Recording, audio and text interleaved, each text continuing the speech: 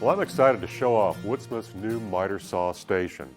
Now, we've done these before and there's plenty out there, but this miter saw station has some great features that I think you're going to like.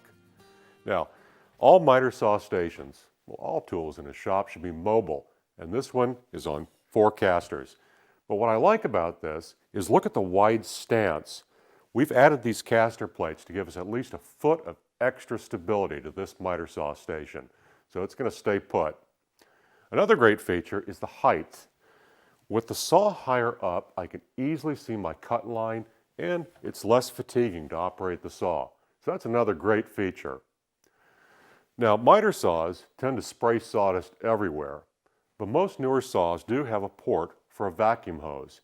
So built into this station is ample room for a relay start vacuum cleaner. And that's going to help keep your shop a lot cleaner.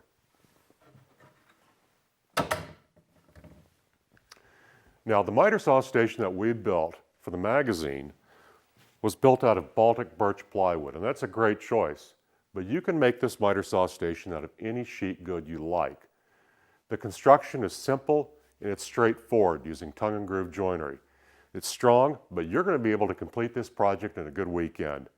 And you're going to have a great tool for your shop. Another thing you can do, if you'd like to, is you can add Craig top track to the fence. That's a great little feature, add a little more versatility. The Woodsmith miter saw station. It's a great project for your shop.